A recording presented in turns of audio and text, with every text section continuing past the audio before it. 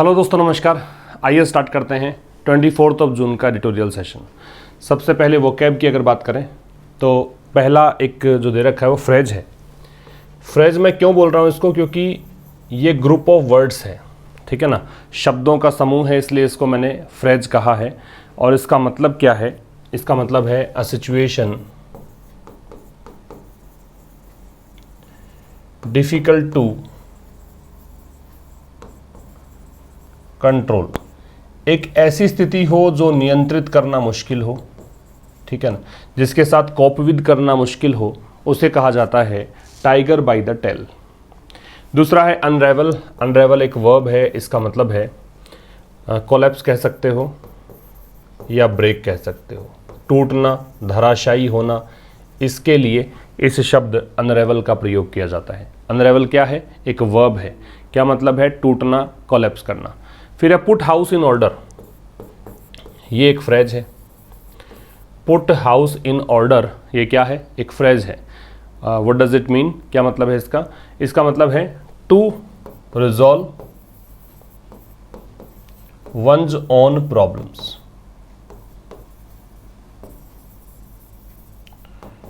To resolve one's own problems, अपनी खुद की समस्याओं को रिजॉल्व करना, अपनी खुद की समस्याओं को हल करना, ये कहलाता है put house in order. Couch है, ये वर्ब के रूप में है। इसका मतलब है, काउच का मतलब कह सकते हो कि एक्सप्रेस है या टर्म या वर्ड। मतलब किस प्रकार से आपने अभिव्यक्त किया है, किन शब्दों का आपने कोई चीज़ को एक्सप्रेस करने के लिए सहारा लिया है, उसके लिए इस काउच का प्रयोग करते हैं। ड्रिफ्ट अवे एक फ्रेजल वर्ब है। फ्रेजल वर्ब इसलिए कि ड्रिफ्ट वर्ब है और ये अवे प्रेपोजिशन है, तो ड्रिफ्ट अवे फ्रेजल वर्ब है। इसका मतलब होता है मूव अवे, दूर चले जाना। क्या मतलब है? दूर चले जाना। स्टेडफास्ट है, ये एक एडजेक्टिव है। क्या मतलब है स्टेडफास्ट का? स्टेडफास्ट का मतलब है डिटरमिन्ड, ठीक है, या फिर फर्म कह सकते हो, या फिर रेजोल्यूट कह सकते हो। मतलब दृढ़ जो है, दृढ़ संकल्पित जो है, उसे कहा जाता है क्या? स्टेडफास्ट। अबेट है, ये वर्ब है। इसका मतलब है इनसाइट, या फिर आप स्पर कह सकते हो, या फिर आप एनकरेज कह सकते हो। मीन्स प्रेरित करना या उकसाना या भड़काना, इन सब शब्दों के लिए क्या यूज करते हैं? अबेट। इसका स्क्रीनशॉट ले लीजिए। तो ये तो थी वोकैब। टाइटल आज का जो एडिटोरियल है उसका है टाइगर बाय द टेल। मतलब एक ऐसी स्थिति जो नियंत्रण से बाहर है। महाराष्ट्र की पॉलिटिक्स पर आधारित ये आर्टिकल है। महाराष्ट्र में स्थिति नियंत्रण से बाहर है, शिवसेना के लिए स्थिति नियंत्रण से बाहर है। आइए पढ़ते हैं। With the majority of the party legislators, भाई इस चीज़ के साथ क्या कि भी एक मेजोरिटी जो है किसकी? पार्टी विधायकों की, ज्वाइनिंग अ रिबेलियन, जो कि एक ज्वाइन कर रही है रिबेलियन। रिबेलियन क्या होता है? विद्रोह को बोलते हैं, बगावत को बोलते हैं। तो एक मेजोरिटी है पार्टी लेजिस्लेटर्स की, पार्टी के विधायकों की, जो क्या कर रही है? रिबेलियन को ज्वाइन कर रही है। और ये रिबेलियन का नेतृत्व कौन कर रहा है? इस बगावत का नेतृत्व एकनाथ शिंदे कर रहे हैं, ठीक है। इसके साथ ही द शिवसेना अपीयर्स, शिवसेना ऐसा लगता है, to be slipping out of the control of its chief and Maharashtra chief minister Uddhav Thackeray. कि शिवसेना जो है ऐसा लगता है कि स्लिप आउट हो रही है, मतलब ये अपना नियंत्रण खो रही है। किसका? अपने चीफ और महाराष्ट्र के चीफ मिनिस्टर उद्धव ठाकरे का, ठीक है। कहने का मतलब ये इनके हाथ से फिसलता जा रहा है, शिवसेना पार्टी के हाथ से ये व्यक्ति निकलता जा रहा है। शिवसेना सब्जेक्ट है, वर्ब है अपीयर्स। शिवसेना राजनीतिक पार्टी का नाम है, इसलिए इससे पहले है द। आउट के साथ में ओ लगता है, फ्रॉम नहीं लगता है, ध्यान रखना है, ठीक है। आउट के साथ में क्या प्रिपरेशन लगता है? ओ। जनरली एग्जाम्स में जब प्रश्न इसका आता है तो फ्रॉम देके प्रश्न पूछते हैं, गलत हो जाएगा, ठीक। तो ये तो हो गया आपका पहला पैराग्राफ। आगे देखिए, द महाविकास अगाड़ी, ये MVA इसको शॉर्ट में कहा गया है। ये क्या चीज़ है? ये रूलिंग ट्राईपार्टाइट है। ट्राईपार्टाइट का मतलब होता है त्रिपक्षीय या त्रिदलीय, ठीक है। तो MVA क्या है? 3 दलों का गठबंधन है। किस किस का? एक शिवसेना है, दूसरी कांग्रेस है और तीसरी नेशनलिस्ट कांग्रेस पार्टी है। इन 3 का समूह है। अब ये ट्राईपार्टाइट जो दे रखा है, इसका नाम MVA, इसकी वर्ब है इज। ये MVA जो है इज अनरेवलिंग, ये कोलैप्स हो रहा है, ये बिखर रहा है, ये टूट रहा है। एंड इट इज अनक्लियर, और ये अस्पष्ट है, इट की वर्ब है इज, क्या, what will take its place, कि क्या होगा इसकी जगह पे, MVA की जगह पे क्या आएगा आगे, ये पता नहीं है। MVA की वर्ब है वो इज है, इट की वर्ब है वो इज है। ट्राइपार्टाइट जो है ये एक एडजेक्टिव है, इसका मतलब त्रिदलीय त्रिपक्षीय है। अलायंस ये नाउन है। अनरेवलिंग, अनरेवल वर्ब है, अनरेवल का मतलब कोलैप्स होना या ब्रेक होना है, ठीक है। तो महाविकास अघाड़ी और आगे दे रखा द रूलिंग। अब ये जो अगर आप कोई नाउन लगाते हो और उसके बाद में एक और नाउन आप लगा देते हो तो इस स्थिति को हम बोलते हैं नाउन इन एपोजिशन, ठीक है। अगर एक नाउन के साथ दूसरा नाउन और ऐड कर दो तो इसे हम क्या नाम देते हैं, नाउन इन एपोजिशन नाम देते हैं, ठीक है। और ऐसी स्थिति के अंदर जो अगला नाउन है, नाउन के बाद वाली नाउन है, उससे पहले क्या यूज किया जाता है, द का यूज करते हैं। तो यहाँ पे द रूलिंग ट्राइपार्टाइट ये दे रखा है, ये नाउन इन एपोजिशन का एग्जाम्पल है। जो भी राजनीतिक पार्टी हो वहाँ पे द लगता है, तो यहाँ द है, यहाँ भी द आना चाहिए था, और एक यहाँ पे द है, ठीक है। आगे देखिए the Congress and the NCP, Congress और एनसीपी जो है हैव प्लेस्ड, इन्होंने प्रतिज्ञा की है, इन्होंने शपथ ली है, ये इसकी वर्ब है। The continuation of their support, की उन्होंने कहा है कि हम हमारा समर्थन जारी रखेंगे, किसको, मिस्टर ठाकरे को। हु हैज़ इन टर्न, जिसने, की हु यहाँ पे मिस्टर ठाकरे के लिए है, इन टर्न मतलब बदले में, हिज विलिंगनेस, जिन्होंने बदले में जाहिर की है अपनी इच्छा, क्या, टू स्टेप असाइड, कि वो एक तरफ हट जाएंगे। स्टेप असाइड मतलब एक तरफ हट जाएंगे। In favour of another leader from the party, की पार्टी से कोई और नेता बना दीजिए मुख्यमंत्री, उनके फेवर में ये एक तरफ हट जाएंगे, ये कहा है। कांग्रेस एंड एनसीपी सब्जेक्ट है, वर्ब है हैव प्लेस्ड, ठीक है। हु है वो मिस्टर ठाकरे के लिए है, वर्ब है हैज। तो कांग्रेस और एनसीपी है, उन्होंने प्रतिज्ञा की है कि वो अपना सपोर्ट जारी रखेंगे मिस्टर ठाकरे को, और जिन्होंने की बदले में अपनी इच्छा जाहिर की है स्टेप असाइड होने की, एक तरफ हट जाने की, किस लिए, किसी और लीडर को पार्टी से चुने जाने के पक्ष में। अनदर के साथ में नाउन है, सिंगुलर आती है, याद रखिए क्योंकि एन लगा रखा है इसमें। आगे देखिए the Congress has even offered, Congress ने तो यहाँ तक भी ऑफर किया है, कांग्रेस की वर्ब हैज़ ऑफर्ड है। इवन है वो एक इम्फेटिक एडवर्ब होता है, जोर देने के लिए काम में आता है, कि यहाँ तक भी इसने प्रस्ताव दिया है टू प्रोवाइड आउटसाइड सपोर्ट, कि हम आपको बाहरी समर्थन भी देंगे, किसको, गवर्नमेंट को। शुड इट हेल्प, यदि इस बाहरी समर्थन से, ये शुड जो है इफ के अर्थ में आ रहा है, कंडीशनल सेंटेंस के मीनिंग में आ रहा है। It help the Sena put its house in order, put one's house in order का मतलब है अपनी समस्याओं को हल करना। तो अगर शिवसेना की समस्याएं हल होती है तो वो गवर्नमेंट का बाहर से भी सपोर्ट करेगी, ये भी कांग्रेस ने कहा है। हेल्प के साथ में V0 लगता है, तो ये हेल्प के साथ में V0 लग रहा है। हेल्प के साथ दो चीज़ें लगा सकते हैं, या तो V0 या फिर 2+V0, सीधा V0 भी लगाया जा सकता है और 2+V0 भी लगाया जा सकता है, ठीक है। और put one's house in order का मतलब होता है to resolve one's on problem. तो कांग्रेस की वर्ब है वो हैज़ ऑफर्ड है, इवन एडवर्ब हो गया, टू प्रोवाइड इन्फिनिटिव हो गया। आउटसाइड सपोर्ट में आउटसाइड एडजेक्टिव का काम करेगा, सपोर्ट है वो नाउन का काम करेगा। टू प्रेपोजिशन है, ये इसका ऑब्जेक्ट है, गवर्नमेंट द डिटर्मिनर है। शुड यहाँ पे कंडीशनल सेंटेंस के रूप में एक जो सपोजिशनल कंजंक्शन होता है वैसे आ रहा है, इन्वर्जन के रूप में आ रहा है। इट है वो आपका प्रोनाउन है, हेल्प है वो वर्ब है, सेना नाउन है, द डिटर्मिनर है, पुट ये वर्ब है, और वैसे ये पूरा फ्रेज है। Mister Shinde until the he turn rebel, mister Shinde जब तक कि वो बागी नहीं हुए थे। अंटिल का मतलब होता है जब तक कि, ने नेगेटिव शब्द है, टाइम के लिए काम में आता है। क्या बताया मैंने, दो चीज़ें याद रखनी है अंटिल में, एक तो ये नेगेटिव शब्द है और दूसरा इसका प्रयोग हम किसके लिए करते हैं, टाइम के लिए करते हैं। तो जब तक ये बागी नहीं हुए थे तब तक मिस्टर शिंदे जो है, ये इसकी वर्ब है वॉज, ये एक की सेना लीडर थे। की का मतलब महत्वपूर्ण, इंपॉर्टेंट, तो ये महत्वपूर्ण शिवसेना के नेता हुआ करते थे।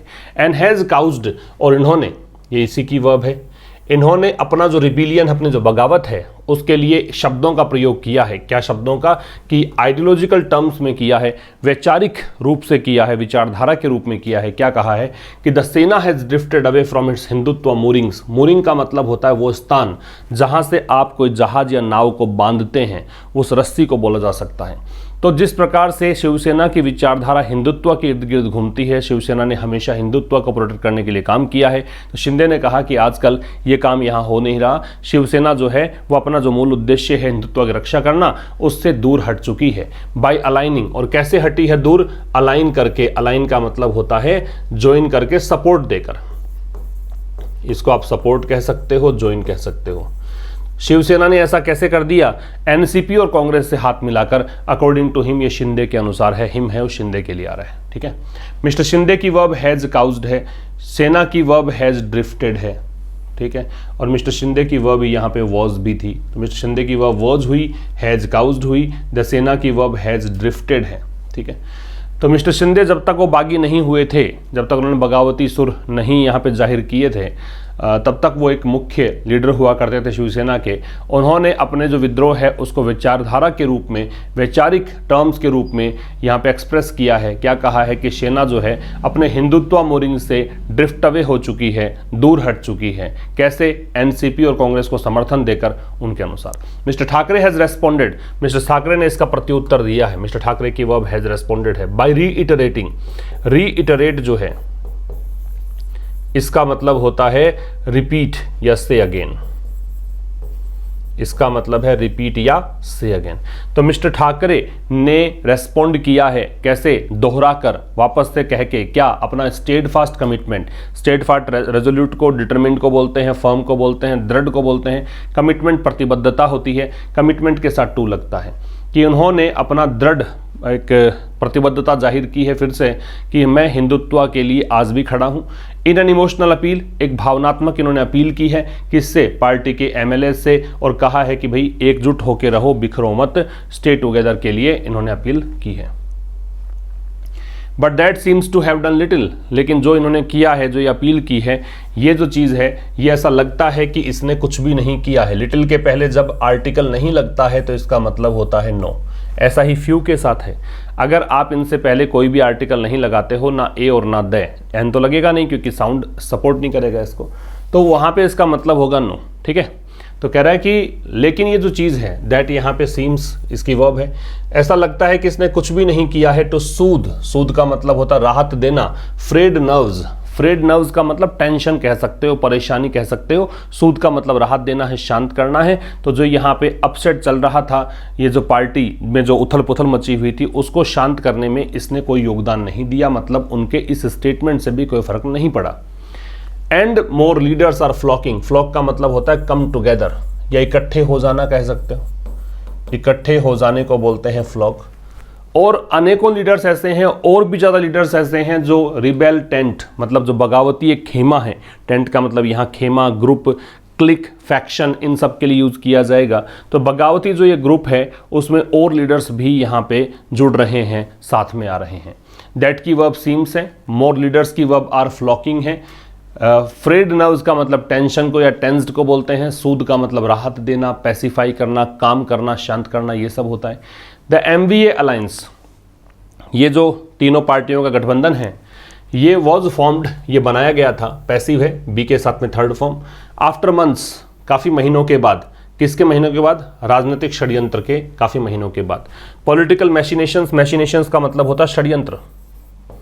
अब इसके लिए जो वर्ड आप यूज़ कर सकते हैं वो कॉन्स्पिरेसी यूज़ कर सकते हैं, या फिर आप यूज़ कर सकते हैं प्लॉट, ये होता षड्यंत्र। इंट्रीग भी कहा जा सकता है, ठीक है। तो राजनीतिक षड्यंत्र के कुछ महीनों के बाद इसका फॉर्मेशन हुआ था, इंक्लूडिंग द ड्रामेटिक स्वेयरिंग इन, और इस षड्यंत्र के अंदर एक नाटकीय शपथ ग्रहण भी शामिल था। किसका? शॉर्ट लीड गवर्नमेंट, थोड़े समय की सरकार का। और वो सरकार किसकी थी? बीजेपी की। बीजेपी राजनीतिक पार्टी है, द का प्रयोग है। And a section of the NCP, और एनसीपी का एक खेमा उसमें शामिल था, that return to the party quickly, जो कि लौट आई पार्टी के अंदर बहुत जल्दी, ठीक है। एमवी अलायंस की वर्ब है वॉज फॉर्म्ड, और बाकी भारतीय जनता पार्टी राजनीतिक पार्टी है तो द का प्रयोग है, बाकी कुछ इसमें खास नहीं है। दैट रिलेटिव प्रोनाउन है, रिलेटिव प्रोनाउन का संबंध अपने से पहले वाले शब्द से होता है। तो एनसीपी के लिए जो वर्ड है या वर्ब है वो रिटर्न्ड है। आगे देखिए, the BJP is waiting for the opportune moment. Opportune का मतलब होता है शुभ। ऑपरच्यून जो शब्द है इसका मतलब होता है शुभ। इसे आप ऑस्पिशियस कह सकते हैं। ऑपर्चून को क्या कहा जा सकता है? ऑस्पिशियस, शुभ, या फिर इसको प्रोपिशियस कह सकते हैं, प्रोपिशियस, शुभ, फेवरेबल कहा जा सकता है। वेट के साथ में 4 लगता है और वेट 4 के स्थान पे आप अवेट भी लिखा जा सकता है, ठीक है। वेट 4 की जगह क्या लिख सकते हैं? अवेट। बीजेपी इंतजार कर रही है शुभ समय का, उपयुक्त समय का, किस लिए? अपना अगला कदम उठाने के लिए। After using its governments in Gujarat and Assam, कैसे? अपनी गवर्नमेंट को यूज़ करके, अपने सरकार का यूज़ इसने गुजरात और असम में भी ऐसे के लिए किया है, टू अबेट द रिवॉल्ट, इस रिवॉल्ट को या विद्रोह को, बगावत को अबेट करने के लिए, अबेट का मतलब उकसाने के लिए, भड़काने के लिए, प्रोवोक करने के लिए, इंसाइट करने के लिए, स्पर करने के लिए, एनकरेज करने के लिए। अबेट का उकसाना, भड़काना है। ऑपर्चून का मतलब शुभ है। ऑपर्चून एडजेक्टिव है क्योंकि ये मूवमेंट नाउन की विशेषता बता रहा है। वेट 4 के स्थान पे अबेट कर सकते हैं। बीजेपी राजनीतिक पार्टी है तो द का प्रयोग है। ये कुछ क्वेश्चंस हैं। ऑपर्चून, प्राइमेसी, रेस्टिव, पैलेटेबल, इनके सिनोनिम्स आपको बताने हैं। ज़रूर इस सेशन को लाइक करके जाएं, मैक्सिमम शेयर करें और टेलीग्राम चैनल पर इसका पीडीएफ जल्दी सुबह मिल जाता है, उसको प्राप्त करें। उसको पहले से पढ़ेंगे तो आपको 2 चीज़ें क्लियर होंगी। एक कौन सा editorial we are going to discuss in the evening, and second thing कि आपको कौन कौन से वर्ड्स यहाँ पे प्रिपेयर करके जाने हैं, which kind of words have been used in the article, so that we may bear in mind कि ये वर्ड्स आपको याद कर लेने हैं, पहले से समझ लेना है ताकि ये आर्टिकल अच्छे समझ में आए। एक एप्लीकेशन आशीष क्लासेस, उस पर आपको पेड कोर्सेज एक्सेस करने को मिलेंगे। बहुत सारे पेड कोर्सेज हैं, लाइक वहाँ पे ग्रामर का कोर्स है 0 to एडवांस लेवल का, वहाँ पे मेंस के लिए प्रैक्टिस बैच चल रहा है, ट्रांसलेशन का बैच चल रहा है, कॉमन एरर प्रैक्टिस बैच है, और ई बुक्स काफ़ी सारी हैं, उनको आप विजिट कर सकते हैं। द सेना सेवर्ड, सेवर जो शब्द है इसका मतलब होता है ब्रेक करना। सेवर का मतलब क्या होता है? ब्रेक करना, तोड़ना, ठीक है।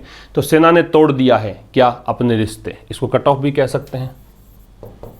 तो सेना ने अपनी रिलेशनशिप एंड कर दी है किसके साथ? लॉन्ग टर्म पार्टनर बीजेपी के साथ। मतलब की थी काफ़ी लंबे समय इसके पार्टनर रही थी बीजेपी की, लेकिन अब इसने संबंध तोड़ लिया था। इवन ओवरलुकिंग, ओवरलुक का मतलब होता है इग्नोर करना। इवन है इसका मतलब ऐसा करते हुए भी, इग्नोर करते हुए क्या? वैचारिक जो बॉन्डिंग थी ऑफ हिंदुत्व, मतलब दोनों ही पार्टी हिंदुत्व को सपोर्ट करती है, विचारधारा इनकी मैच करती है, लेकिन इसको भी इसने इग्नोर किया। To reclaim its eroding primacy, reclaim मतलब फिर से प्राप्त करने के लिए, इरोडिंग का मतलब होता है वीकनिंग, कमजोर होता हुआ, प्राइमेसी का मतलब है इंपॉर्टेंस। तो कमजोर होता हुआ जो स्टेट पॉलिटिक्स है, महाराष्ट्र की राजनीति में शिवसेना का जो प्रभुत्व है वो धीरे धीरे कमज़ोर पड़ रहा था, उसको वापस से स्थापित करने के लिए, रिक्लेम करने के लिए ऐसा इसने किया। सेना की वर्ब है वो सेवर्ड है। इट्स पजेसिव एडजेक्टिव है, टाइज यहाँ पे नाउन है। पजेसिव एडजेक्टिव के बाद जो भी शब्द होता है वो नाउन होता है। तो सेना ने अपना संबंध जो है तोड़ लिया, किसके साथ? काफ़ी लंबे समय के साझेदार बीजेपी के साथ। क्या करते हुए? ओवरलुक करते हुए। ओवरलुक जो है वो प्रेजेंट पार्टिसिपल है। जब 2 काम साथ में होते हों, बीच में कोई आईएनजी फॉर्म आता हो तो उसे प्रेजेंट पार्टिसिपल कहा जाता है। तो क्या करते हुए? ओवरलुक करते हुए क्या?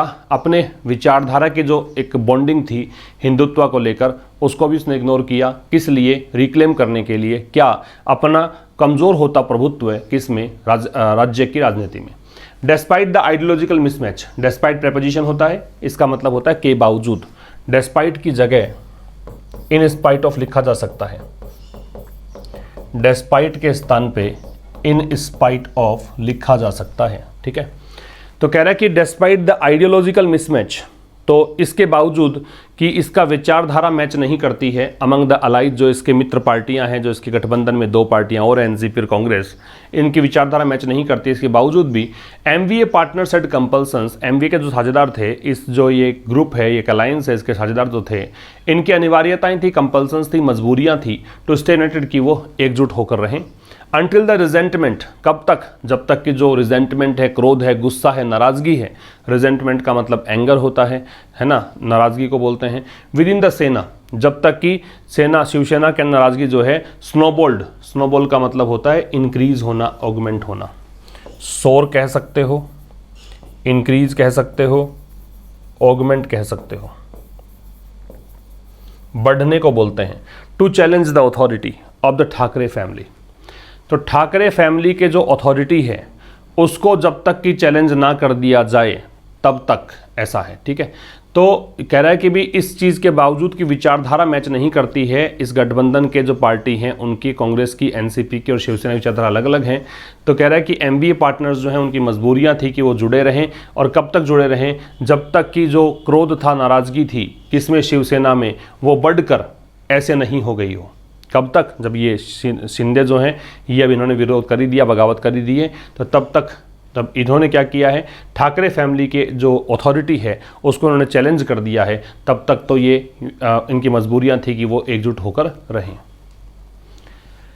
This crisis has been in the making मतलब डेवलपिंग, मतलब धीरे धीरे ये डेवलप हो रहा था। ठीक है, तो ये जो संकट है ये डेवलप हो रहा है फॉर अ लॉन्ग टाइम, काफ़ी लंबे समय से। मतलब ऐसा नहीं कि संकट अचानक से आ गया हो, काफ़ी लंबा समय इसमें लग गया है, काफ़ी लंबे समय से ये तो होना ही था।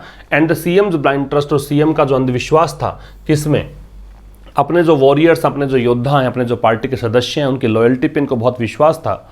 हैज़ टर्नड आउट, ये विश्वास टर्न आउट हुआ। टर्न आउट का मतलब उजागर होना, सामने आना। टू बी मिसप्लेस्ड, कि उन्होंने ये विश्वास गलत लोगों में दिखाया।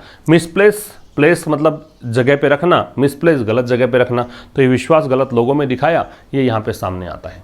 द क्राइसिस की वर्ब है वो हैज़ बीन है, हैज़ हेल्पिंग वर्ब है, बीन मैन वर्ब है, इन द मेकिंग फ्रेज है। This crisis, this demonstrative adjective होता है, अगर आगे नाउन नहीं होता है तो इसे डेमोन्स्ट्रेटिव प्रोनाउन कहा जाना चाहिए। और क्राइसिस है वो सिंगुलर है, इसका क्राइसीज, इस आई के स्थान पे ई आएगा तो ये प्लूरल बन जाएगा। ठीक है, और for a long time, for के साथ टाइम लगा रखा है तो परफेक्टिव एस्पेक्ट लगेगा, इसी कारण से यहाँ पे हैज़ बीन का प्रयोग है, प्रेजेंट परफेक्ट दे रखा है। ठीक है, जब भी फॉर या सिंस के साथ टाइम लगाते हो तो परफेक्टिव एस्पेक्ट का यूज़ करते हैं, मतलब has been, have been, had been, जो भी आवश्यक हो उसके अकॉर्डिंग लगेगा। तो ये जो संकट है काफ़ी लंबे समय से डेवलप हो रहा है, और सीएम का जो ब्लाइंड ट्रस्ट है अपने वॉरियर्स की लॉयल्टी में, वो यहाँ पे उजागर हुआ है कि ये ट्रस्ट उन्होंने गलत लोगों में दिखाया। टू बी फेयर का प्रयोग हम एक फ्रेज के रूप में इसलिए करते हैं जब आप कोई अपना क्रिटिसिज्म है उसको थोड़ा सा ये प्रतीत करवाना चाहो कि लेस स्ट्रॉन्ग है। ठीक है, आप कोई चीज़ की आलोचना करते हो और उसको ऐसे दिखाना चाहो कि थोड़ा सा लेस स्ट्रॉन्ग वे में आलोचना हो रही है, तो इसको बोलते हैं टू बी फेयर। तो सही तो ये है कि भाई एमएलएज जो हैं, अभी ये एमएलएज का के लिए कहा ना, थोड़ी आलोचना करी है कि एमएलएज में इन्होंने विश्वास गलत दिखाया। अब लेखक कह रहा है कि वास्तविक बात तो ये है कि ये जो एमएलएज हैं हैड बीन कंप्लेनिंग, ये शिकायत कर रहे थे about lack of access to, कि भाई हम एक्सेस नहीं कर पाते हैं, हम मिल नहीं पाते हैं चीफ मिनिस्टर से और उनके बेटे और मिनिस्टर आदित्य ठाकरे से। ये उन्होंने कहा, एक्सेस के साथ टू लगेगा, एक्सेस टू का मतलब पहुंचना होता है। तो इनकी एक शिकायत थी इन एमएलएज की, हमारे को इनसे कांटेक्ट नहीं होता है हमारा, हम इनसे बातचीत नहीं कर पाते हैं। The junior Thackeray's attempts, junior Thackeray Aditya Thackeray की बात है जो उद्धव ठाकरे के बेटे हैं, तो ये जूनियर ठाकरे के जो प्रयास हैं टू रीशेप द पार्टी, इनका प्रयास है कि पार्टी को फिर से रीशेप किया जाए, फिर से एक नया पुनर्गठित किया जाए। कैसे? मोर पैलेटेबल, ये अधिक स्वीकार्य हो। पैलेटेबल का मतलब क्या होता है? पैलेटेबल का मतलब होता है एक्सेप्टेबल, स्वीकार्य या फिर सेटिस्फैक्ट्री, संतुष्टिजनक। ठीक है, तो ये अपनी पार्टी को रीशेप करना चाहते हैं कि ये अधिक एक्सेप्टेबल पार्टी हो। किस लिए? Upper class sensibilities. ठीक है, अपर क्लास मतलब जो उच्च वर्ग है उनको, मतलब ये भानी चाहिए पार्टी, उच्च वर्ग के तबके की जो पार्टी लोग हैं उनके लिए पार्टी ये काम करे, ऐसा चाहते थे। तो इस चीज़ ने क्या किया? इस चीज़ ने डिस्टर्ब कर दिया, इस प्रयासों ने डिस्टर्ब कर दिया किसको? Rustic often restive party base, कि पार्टी का जो बेस है, शिवसेना में जो शिवसैनिक हैं, जो लोग जुड़े हुए हैं, कार्यकर्ता जुड़े हुए हैं, वो रस्टिक का मतलब देहाती होता है, ग्रामीण होता है। ठीक है, असभ्य वैसे यूज़ कर सकते हैं, यहाँ पे आप देहाती या गांव के इलाके से संबंधित को बोल सकते हैं। तो काफ़ी लोग जो देहाती लोग हैं वो जुड़े हुए हैं इस पार्टी से।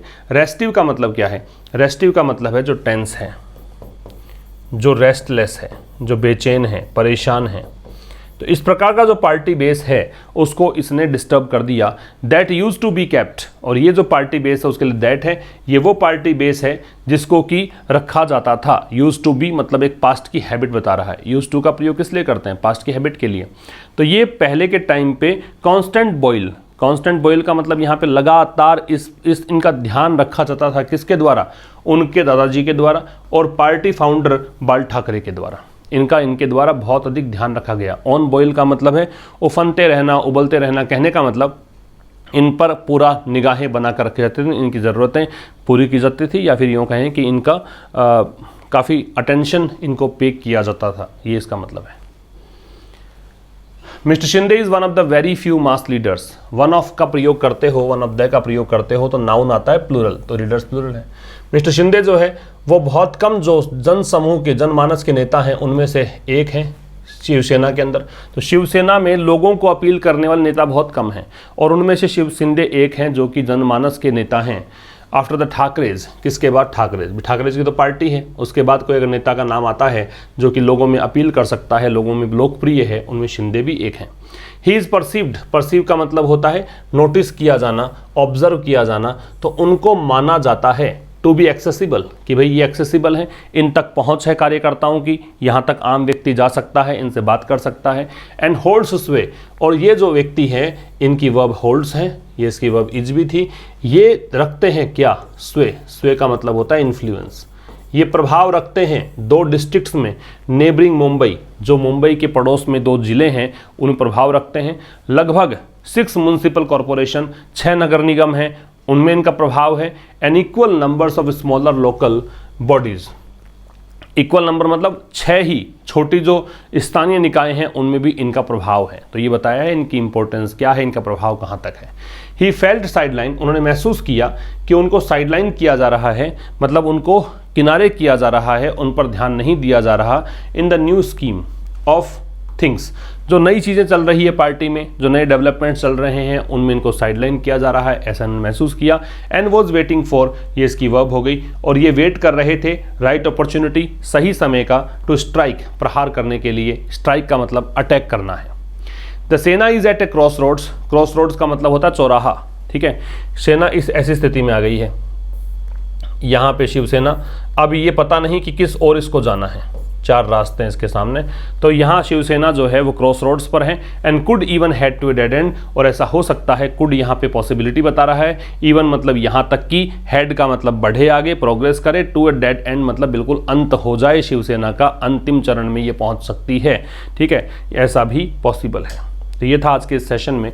अब मुलाकात होगी मंडे को, मंडे टू फ्राइडे ये सेशन हम डिस्कस करते हैं। मंडे को ठीक शाम 5 बजे मुलाकात होगी इस सेशन के थ्रू। तब तक के लिए नमस्कार, थैंक यू वेरी मच।